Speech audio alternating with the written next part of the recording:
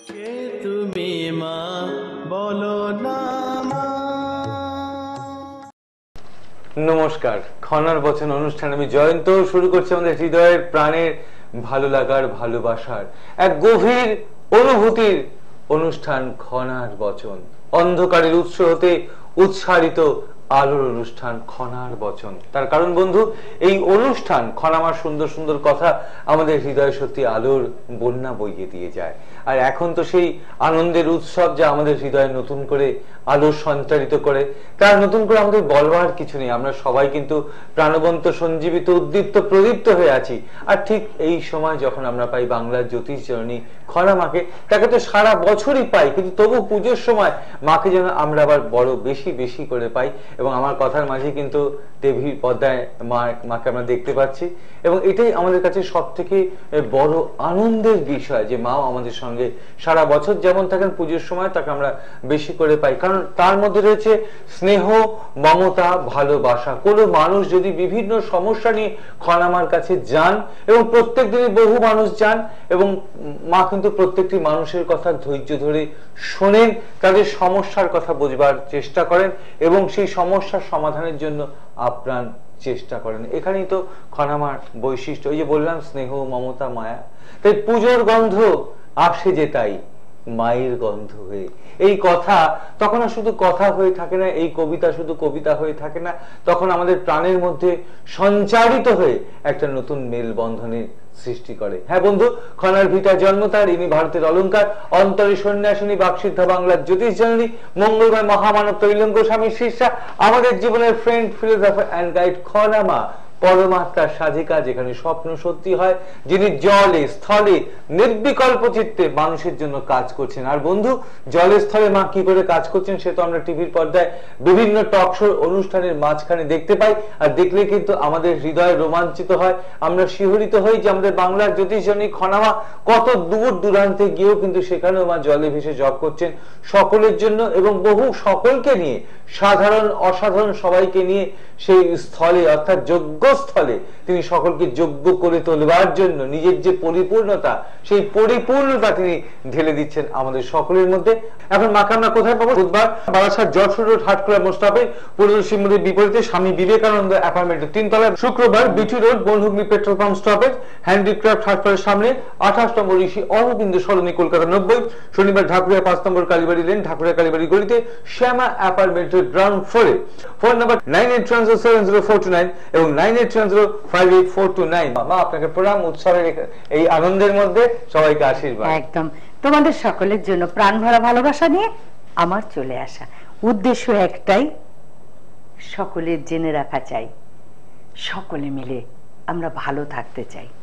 ভালো তো আমরা থাকবোই থাকবো, কারণ মা এসে গেছেন। আমাদের মহালয়া সমর্পণ হয়েছে, তারপরে আমরা দেবীপক্ষ পেয়ে গেছি। এই দেবীপক্ষ প্রতিটি বাতাসে বাতাসে, শ্বাসে প্রশ্বাসে মা যেন আমাদের কাছে আসে, এটাই একটা উপলব্ধি, এটা একটা স্মেল পাই আমরা, যেন মায়ের স্মেল পাচ্ছি, মায়ের গন্ধ পাচ্ছি। শিউলি রয়েছে, শিউলির গন্ধের সাথে মাতৃগন্ধ, মা দুর্গার গন্ধ একদম ওতপ্রোতভাবে জড়িয়ে রয়েছে। কাশফুল হেসে হেসে বলছে মা এসে গেছে, মা এসে গেছে। আর ঝিরি ঝিরি বাতাস আমাদের গায়ে শিহরণ দিয়ে দিয়ে বলছে মা এসে গেছে, মা এসে গেছে। একটা দারুণ দারুণ দারুণ একটা উপলব্ধি। মা কি করছেন? মা নানাবিধ উপায়ে মা শত্রু দমন করছেন, অসুর দমন করছেন, তার মানে শত্রু দমন করছেন। তাই মার কাছে সকলে মিলে বলা, মা আমাদের মধ্যে, আমাদের নিজেদের শরীরের মধ্যে যে সমস্ত অশুভ শক্তি রয়েছে, যে সমস্ত শত্রু রয়েছে, ভেবে দেখো আমাদের নিজেদের শরীরের মধ্যে রাগ আমাদের শত্রু। তো এই সমস্ত অনেক অনেক রকম বলবো, সব অনেক কিছু লিখে লিখে এনেছি বলবার জন্য। তো এই সমস্ত বিবিধ শত্রু নিয়ে আমরা বসবাস করছি। ধরা যাক, ধরো কেউ তোমার কোনো ক্ষতি করলো না, কিন্তু তুমি অন্যমনস্ক ভাবে খাবার খাচ্ছ, তুমি জিভে একটা কামড় খেলে, তাহলে সেই মুহূর্তের জন্য দাঁতও তোমার শত্রু হয়ে গেল। যে দাঁত এত মিত্র, সেই দাঁত কামড় দিল জিভে, দিয়ে রক্ত বার করে দিল, জিভটা উন্ডেড হয়ে রইল 2-4 দিন। তো এই যে শত্রু, তাহলে আমরা রোগ ভোগ করছি, শত্রুতাই ভোগ করছি।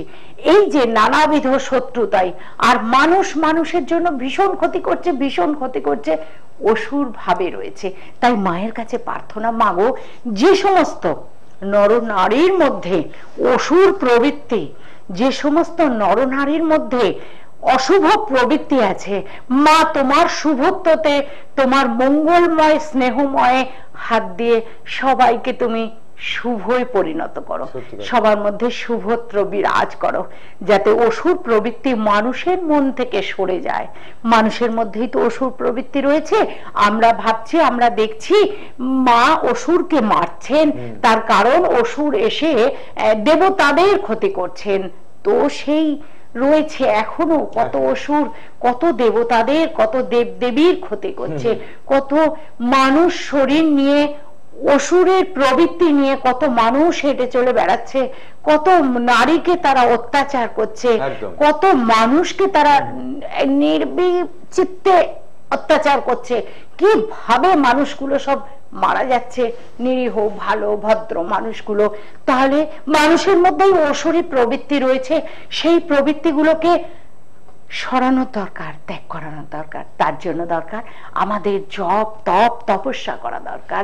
আমরা নিজেদেরকে ভগবান ভাবতে চাই, কিন্তু ভগবান ভাবতে গেলে সহজে হয় না। ভগবান ভাবতে গেলে ভগবানের মতো, ঈশ্বরের মতন কর্ম করতে হয়, কাজ করতে হয়।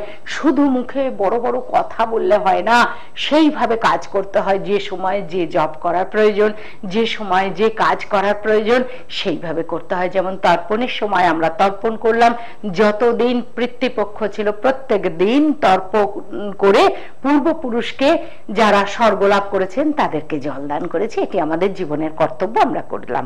এবং তর্পণের দিন বহু মানুষ তর্পণ করেছেন, পিতৃপুরুষকে জল দান করেছেন, পুণ্যের কাজ করেছে, ভালো কাজ করেছে, কর্তব্যের কাজ করেছে। এরপর আমাদের দেবী পক্ষ চলছে। এই দেবী পক্ষতে আমরা সবাই জানি দেবী পক্ষতে কি করতে হয়, নবরাত্রি করতে হয়। এই দেবী পক্ষ শুরু প্রতিপদ থেকে শুরু হয়, 9 দিন, একদম 9 দিন পর্যন্ত, নবমী পর্যন্ত আমাদের চলবে নবরাত্রি চলবে। এই নবরাত্রির যোগেতে, নবরাত্রি করলে একটা ভীষণ শক্তি পাওয়া যায়, কিন্তু নবরাত্রি করতে হয় ভীষণ ভক্তি দিয়ে, ভীষণ নিষ্ঠা দিয়ে নবরাত্রি করতে হয়। শক্তি ভক্তি আর নিষ্ঠার দ্বারা নবরাত্রি করতে পারলে তার ভেতরে একটা ভীষণ পাওয়ার আসে। কিন্তু না, যারা করতে পারছো না আমি তাদেরকে দুর্বল করে দিচ্ছি না, তাদের মন খারাপ করে দিচ্ছি না। যে করতে পারছে, যে করছে, যে কোনো ভাবে তাকে একটু সাহায্য করবে। যদি তুমি করতে না পারো, দেখো সংসারে থেকে ধর্মকে ধরে রাখা বড় কঠিন, বড় কঠিন। যারা হিমালয়ে রয়েছেন, তপস্যা করছেন, যারা সংসার ত্যাগ করেছেন, তারা সন্ন্যাসী হয়েছেন, যারা আশ্রমে রয়েছেন, তাদের কথা আলাদা। মন্দির, মঠ, আশ্রম, সেখানে তো ধর্ম কথা হবেই, সেখানে তো ধর্মীয় অনুষ্ঠান হবেই। কিন্তু যারা সংসারের ধ্বজা ধরে আছো, অর্থাৎ সংসারের কর্তব্য পালন করছো, তৎসহ ধর্মের ধ্বজা ধরে আছো, দুটিকে মেনটেন করা খুব কঠিন, খুব কঠিন। কিন্তু এসো, তা বলে আমরা ছেড়ে দেবো না, আমরা হাল ছাড়বো না। হবে না বলা চলবে না। যদি কারো হয়, তোমার আমার হবে নিশ্চয়, আর হতেই হবে। এটাই হলো মনের জোর। কারণ আমরা মানুষ, মানুষ পারে না এমন কোনো কাজ নেই। তাই এমনি করেই করতে হবে। যদি সংসারের কাজ, বাড়িতে ছোট্ট মান্তু পন্তু আছে, বা বাড়িতে শ্বশুর শাশুড়ি পিতা মাতা অসুস্থ আছেন, বা বাড়িতে কেউ অন্যান্য কেউ অসুস্থ আছেন, বা তুমি চাকরি করছো, ব্যবসা করছো, বা তোমার হাজবেন্ড চাকরি করছেন, ব্যবসা করছেন, তাকে হেল্প করতে হচ্ছে, এই সমস্ত ইত্যাদি কারণে যদি সম্ভব না হয়, যারা নবরাত্রি করছে একবারটি গিয়ে তাদের কাছ থেকে আশীর্বাদ নিয়ে আসবে। একবারটি নবরাত্রিতে কিছু একটু ভোগ দান করবে, কিছু একটু অর্থ দান করবে। ভোগ না দিতে পারলেও তোমার অর্থটি দিয়ে যেন সে ভোগ বানিয়ে মাকে দিতে পারে, এমনি করে হেল্প করবে, তাতে দেখবে অনেক ভালো হবে। চণ্ডীপাঠ বলছেন যে আসুরিক প্রবৃত্তি, মানে অসুরকে আপনি অনেক ভাবে দেখালেন, রোগ হিসেবে দেখালেন, আবার বিভিন্ন নারী নির্যাতনকারী বা দুর্বল মানুষের উপর সে একটা অসুর, আমাদের মনের যে কাম ক্রোধ আছে সেগুলো একটা অসুর, অনেক ব্যাখ্যা করলেন। আমি শুনছিলাম চুপ করে। এই যে চণ্ডী তন্ত্র, এখন এই শব্দগুলো তো আমরা বেশি শুনতে পাই বিপক্ষে, এই চণ্ডী তন্ত্রের মাধ্যমে এই আসরিক বৃত্তি এই আসুরি বৃত্তিকে কি আমরা কিভাবে বিনাশ করতে পারি, কিভাবে এগোবো এই অসুরকে বধ করার জন্য? প্রাসঙ্গিক প্রশ্ন। এখন দেবী পক্ষ চলছে, এই দেবী পক্ষেতে এই সমস্ত কথাই সারা বছর ধরে তো জ্যোতিষের আলোচনা তো রয়েছে, তন্ত্রের আলোচনা তো রয়েছে। যদিও এই দেবী পক্ষে এই মা চণ্ডীর কথা বলতে গেলে, দেবী দুর্গার কথা বলতে গেলে কিন্তু তন্ত্রের কথাটা এসেই যাবে। তবে আমার অনুষ্ঠান মানে ধর্মীয় অনুষ্ঠান, আমার অনুষ্ঠান মানে আধ্যাত্মিক কথাবার্তা অনুষ্ঠান। তোমরা জানো এখানে জ্যোতিষের অঙ্কটা খুব কম থাকে। এছাড়া কখনো কখনো তোমাদের অনুরোধ রাখার জন্য জ্যোতিষের কথাবার্তা আলোচনা করা হয়, আর তা না হলে ধর্মীয় কথাবার্তা যেগুলো তোমাদের হয় না।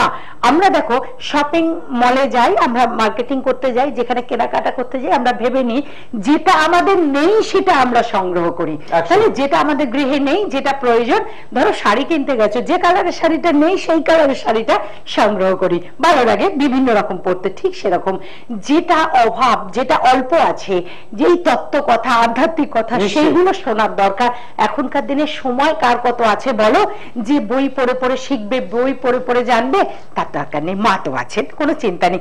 বেশ ভালো হয় না কেউ যদি জোরে জোরে রিডিং পড়ে দেয়, তাহলে সেটা শুনে অনুধাবন করা, তাহলে বেশ ভালো লাগে। তার জন্য মা তো রয়েছেন, মা সংগ্রহ করে নিয়ে এসেছেন, মা বলে দেবেন, আমি বলে দেবো, তোমাদের কোনো চিন্তা নেই, অবশ্যই শুনবে। অসুরী প্রবৃত্তির কথা যেটা বলছিলাম, তুমি বললে প্রত্যেকটি মানুষের মধ্যে এই যে প্রবৃত্তি, অশুভ প্রবৃত্তিকেই আসরিক প্রবৃত্তি, অসুরের প্রবৃত্তিটা বলা হয়। রাগেতে মানুষ কত ভুল করছে, কত ক্ষতি করে দিচ্ছে। রাগেতে মানুষ নিজের ক্ষতি নিজে করে দিচ্ছে, এতটাই রাগ এত বড় ক্ষতিকারক। সেই জন্য প্রতিদিন যদি চণ্ডী পাঠ আমরা করি না, রাগ কন্ট্রোল হবে। তো সেই জন্য চণ্ডী পাঠের প্রয়োজন প্রতিদিন।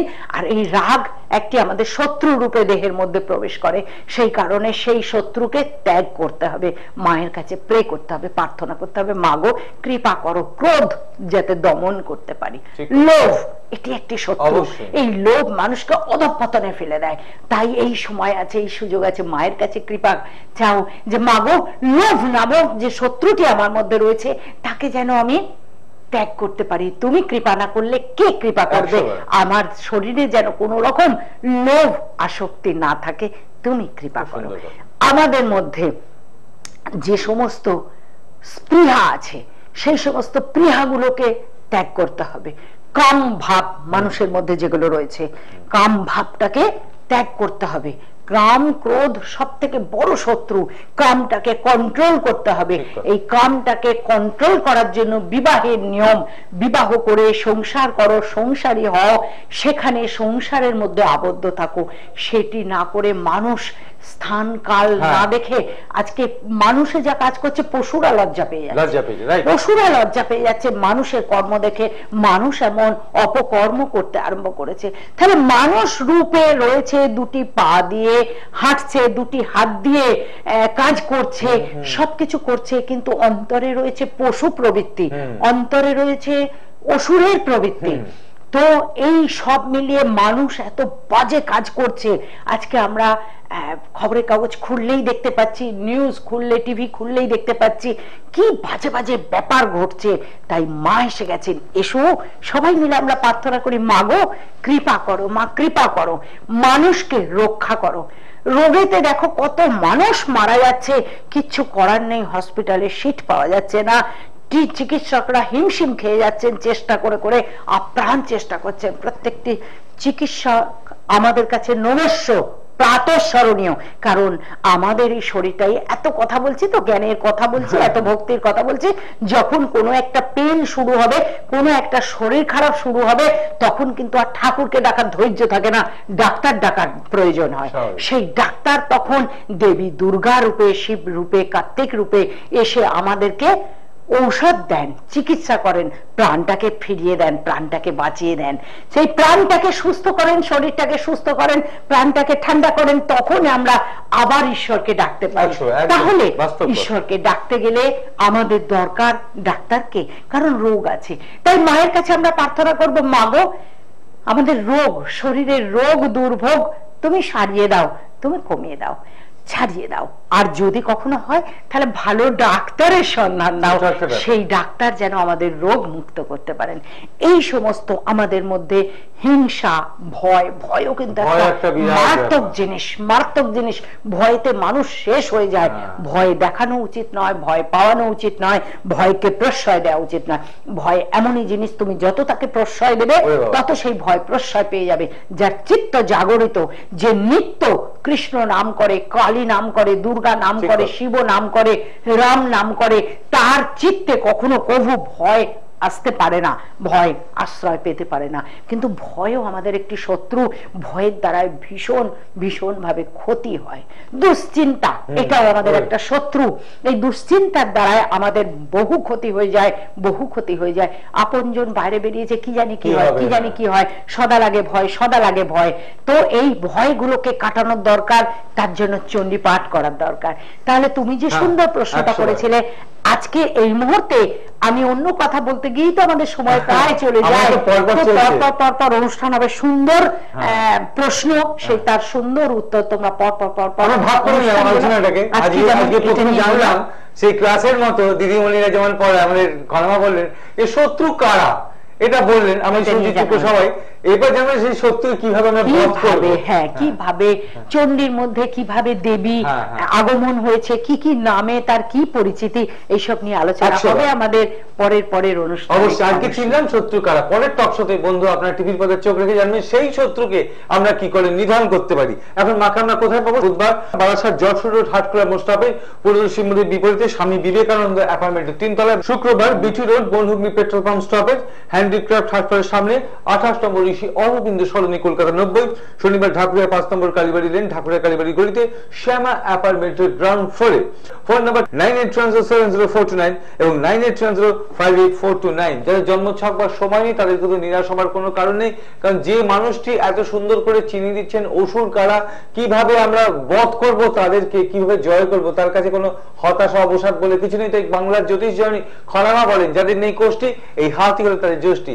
আর যেসব বন্ধু বাস্তু সমস্যায় ভুগছেন তাও অবশ্যই যোগাযোগ করতে পারেন খনামার সঙ্গে। এবং বন্ধু যে সমস্ত ঠিকানা ফোন নাম্বার আমি বললাম, এর বাইরে কিন্তু অন্য কোনো জুয়েলারি শপে কিংবা অন্য কোথাও খনামা বসেন না। তাহলে এখন যাওয়া যাক টিভির পর্দায় দেখি মায়ের বিপুল কার্যাবলী, সুন্দর কিছু দৃশ্য।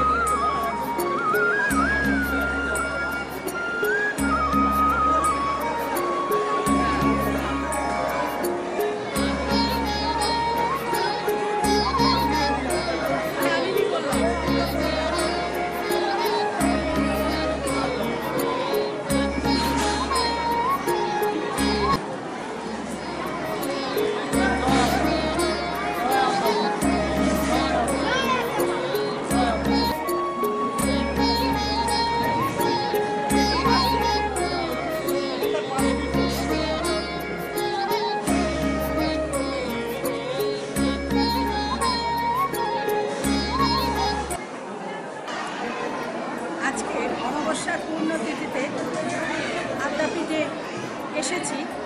আদ্যাপীঠ মহাপীঠ শুধু পশ্চিমবাংলা না, পশ্চিমবাংলার সমস্ত বিশ্ব জুড়ে আমরা সবাই জানি আদ্যাপীঠ মহাপীঠ, কারণ এখানে মহান যজ্ঞ প্রতিদিন হয়। ব্রহ্মচারী মোরাল ভাই রয়েছে তার তত্ত্বাবধানে, আর সাধক সাধিকা আমাদের সাধক, মহান সাধক অন্নদা ঠাকুর, তার প্রাণ প্রতিষ্ঠিত মন্দির, আমাদের রামকৃষ্ণদেবের প্রাণ প্রতিষ্ঠিত স্বপ্নাদেশের মন্দির, এই মন্দির, এই আশ্রম জাগ্রত হয়েছে, সুন্দরভাবে চলছে। আর প্রতিদিন হাজার হাজার বাচ্চা এখানে রয়েছে, তারা শুধু খাওয়া পড়া নয়, তারা মানুষ হচ্ছে। কবির ভাষায় বললে সত্যপতি সন্তানের হে মুগ্ধ জননী রেখেছ সন্তান করে মানুষ করণী। এখানে আমাদের ব্রহ্মচারী মোরাল ভাই দেখিয়ে দিচ্ছেন মানুষ করা কাকে বলে। তাদের সমস্ত দায়িত্ব নিয়েছেন। সংসারী মানুষরা একটি দুটি সন্তান হলে হিমশিম খেয়ে যায়, কী করে বড় করবো, কী করে ভবিষ্যৎ করবো। আর একদম নিঃস্ব অবস্থায় 11টি বাচ্চা, 11টি শিশু নিয়ে শুরু করে আজকে অগুন্তি শিশু নিয়ে তাদেরকে স্টেপ বাই স্টেপ তারা পড়াশোনা করছে, বড় হচ্ছে, কলেজ আছে, তারা এখানে দাঁড়িয়ে যাচ্ছে, মানুষ হয়ে যাচ্ছে, এবং এখানে মানুষ করার একটি সুন্দর সংসার আছে। এই সংসারে আজকে এখানে এই অনুষ্ঠানে আসতে পেরে আমার ভীষণ ভালো লাগছে। সকলের জন্য বলি যে সকলে এখানে এসো, আদ্যা মায়ের আশীর্বাদ নাও, আর আমাদের ব্রহ্মচারী মোরাল ভাইয়ের দর্শন নাও, আর তার এই মহাকর্মের সহযোগিতা সবাই মিলে সাহায্য করো। সবাই মিলে এসেছে, সবাইকে বলি, সবাইকে বলি, সবার জন্য বিশ্বের কল্যাণ, বিশ্বের কল্যাণ।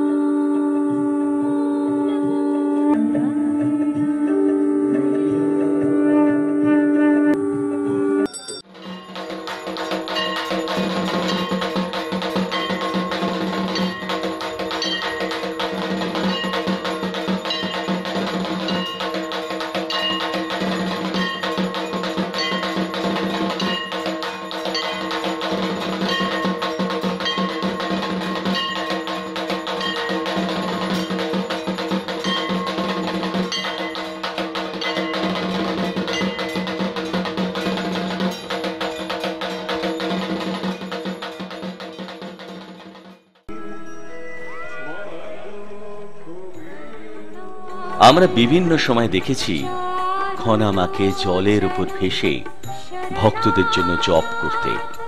এ দৃশ্য খুব পরিচিত।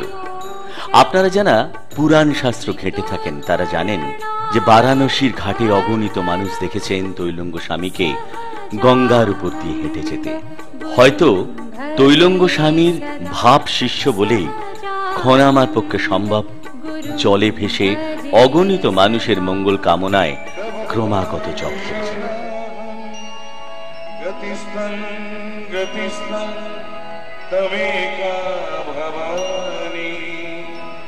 মায়ের সেই জলে ভাসার দৃশ্য কখনো আমরা দেখেছি এই বাংলারই কোনো পুকুরে খনামা জলে ভাসছেন। আবার এবারের দৃশ্য কিন্তু আরো গভীর, আরো মর্মস্পর্শী। সেই সুদূর এলাহাবাদের প্রয়াগে, সেই প্রয়াগ মহাতীর্থ, সেই প্রয়াগে কিন্তু আমরা দেখছি খনামা সুন্দর করে জলে ভাসছেন এবং হাতে রয়েছে সেই জপের মালাটি। সুন্দর করে বিশ্ব শান্তি কল্যাণ কামনায় মা জপ করছেন এবং বিশিষ্ট মানুষ যখন খনামার সম্পর্কে বলছেন সেই কথা শুনে কিন্তু আমাদের বুক কিন্তু গর্বে আনন্দে ভরে উঠছে। তার একটাই কারণ, কাজের স্বীকৃতি। যে মানুষ কাজ করেন, যার জীবন একটা সাধনা হয়ে যায়, যার জীবনের মানে হয়ে যায় একটা ব্রত, মানুষের জন্য মঙ্গল করার ব্রত, শুধু তার সম্পর্কে যদি কেউ স্বীকৃতি দেয় আমাদের তো আনন্দ হবেই। আমরা যারা খনামাকে ভালোবাসি, আর এই ভালোবাসার থেকেই আমাদের সকলের ভালোবাসাকে শ্রদ্ধা সম্মান জানিয়ে খনামা লিখেছেন সুন্দর বই জীবন চক্রে জ্যোতিষ প্রভাব এবং তার প্রতিকার। এবং আজকে বাংলার ঘরে ঘরে এই বইটি কিন্তু সমাদৃত, এবং শুধু সমস্যা দেখেই মা কিন্তু ক্ষান্ত হননি। সেই সমস্যার সমাধান কি করে করে আমরা জীবন যুদ্ধে জয়ী হব, আমরাই তো জয়ী হব, সেই জয়ের পথও কিন্তু আমাদের দেখিয়ে দিয়েছেন বাংলার জ্যোতিষ জনী খনামা। এখন মাকে আমরা কোথায় পাবো? বুধবার বারাসাত জটসুর রোড হাটখোলা মোড় স্টপে পূর্বদর্শী শিব মন্দির বিপরীতে স্বামী বিবেকানন্দ অ্যাপার্টমেন্টের 3 তলায়। শুক্রবার BT road Bonhooghly petrol pump stoppage handicraft হাটখোলার সামনে 28 নম্বর ঋষি অরবিন্দ সরণি কলকাতা 90। শনিবার ঢাকুরিয়া 5 নম্বর কালীবাড়ি লেন ঢাকুরিয়া কালীবাড়ি গলিতে শ্যামা অ্যাপার্টমেন্টের গ্রাউন্ড ফ্লোরে। ফোন নাম্বার 9830700429 এবং 9830584229। তাই বলি বন্ধু, আমরা ছিলাম আছি থাকবো যতদিন বাংলার জ্যোতিষ জনী খনামাকে স্মরণে রাখবো। ব্যাস, মনের কথা বলে যেতেই হবে এখন চলে, কিন্তু কথা দিলাম আবার আসবো চলে ঠিক সময় হলে। বহু আশা নিয়ে আমি এলাম এই পৃথিবীতে, মানুষের মাঝে ভগবান আছে সেটি খুঁজে নিতে। তোমাদের সকলের চৈতন্য হোক, তোমাদের সকলের মঙ্গল হোক, মঙ্গলময় ঈশ্বর সবাই তোমাদের সঙ্গে থাকুন। তোমরা সকলে অনেক ভালো থাকো, অনেক ভালো থাকো, অনেক ভালো থাকো। কে তুমি মা বলো না।